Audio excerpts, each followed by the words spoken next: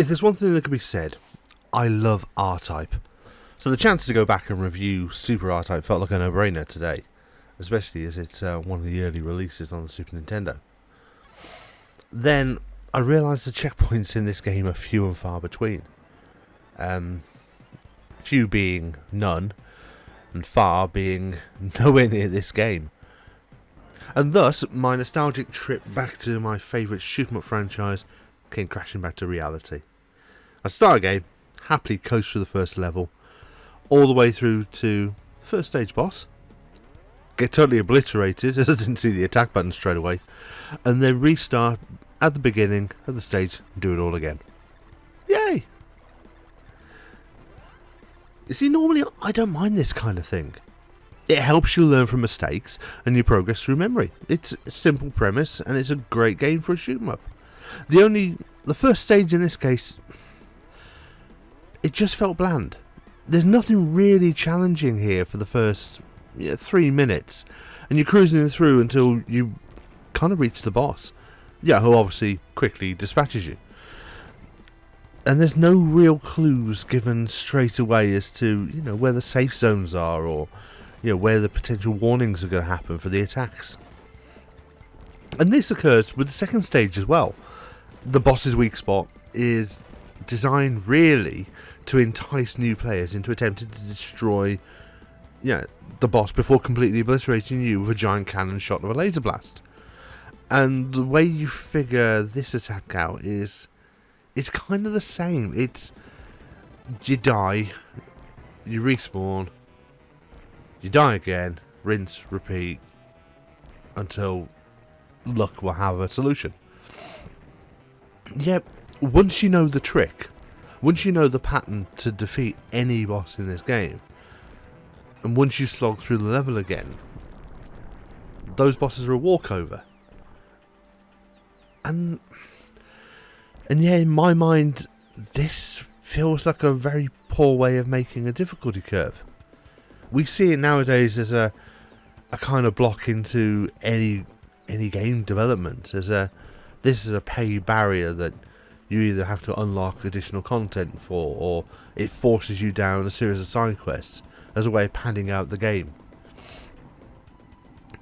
You see, ideally, when a player is defeated, the player should feel, like in Super Meat Boy, that it's your fault for dying, which it usually is, and you learn a valuable lesson to prevent it from happening again. But with Super R-Type, learning goes hand in hand with death, death, death, death, death, death, solution.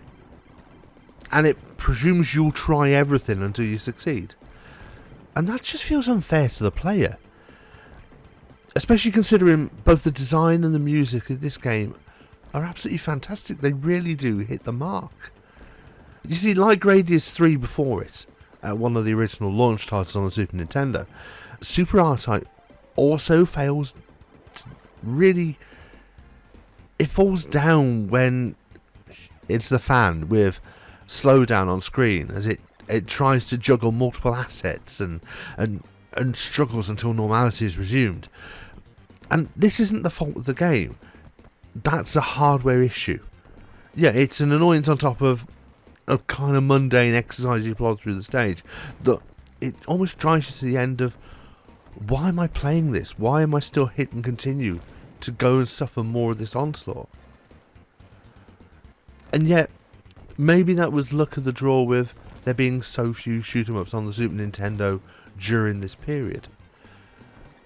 On something like the Mega Drive, this kind of game is heavily represented.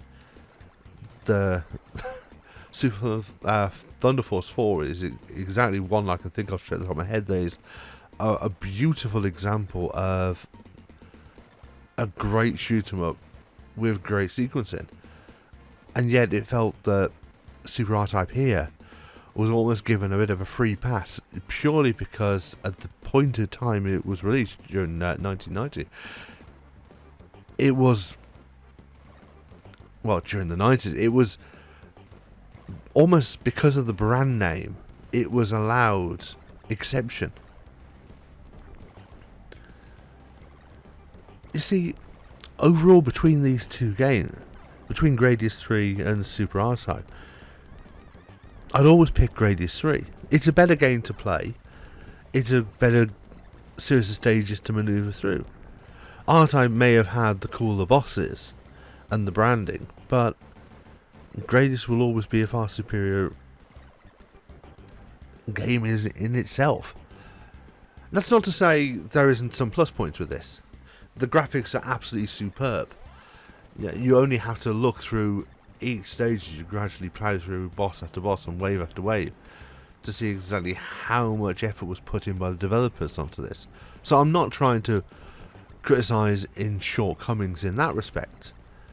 Likewise, the music is on par with some of the best. If anything, I always feel like this was a precursor to some of its later iterations.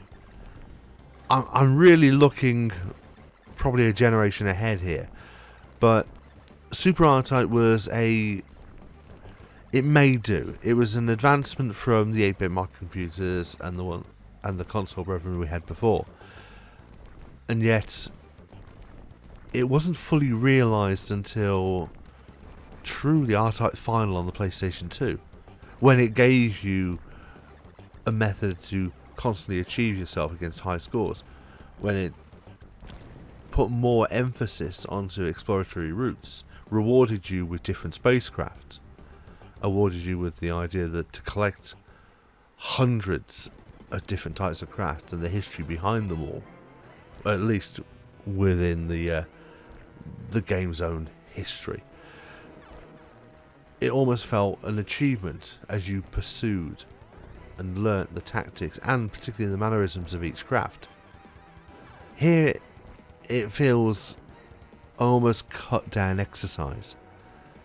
There's sections which excite and delight, and don't get me wrong, it is a worthy game still to play. But there is a feeling of almost the same. That there is no real progression. There was no real enhancement outside of what we received in the 8-bits, aside from a more polished graphical routine. I may be wrong. I may be looking at this with rose-tinted glasses and nostalgia starter, and it may be because I have more fond memories with the PlayStation 2 sequel. But for me, I would still give R-Type a play. It's a 4 out of 5. It's still great to have. It's a great game on the system. If you're looking for a series of shoot 'em ups, it is one to grab. I would also encourage you to pick up Gradius if you are into shoot 'em ups, particularly on the Super Nintendo, as it is the more superior copy.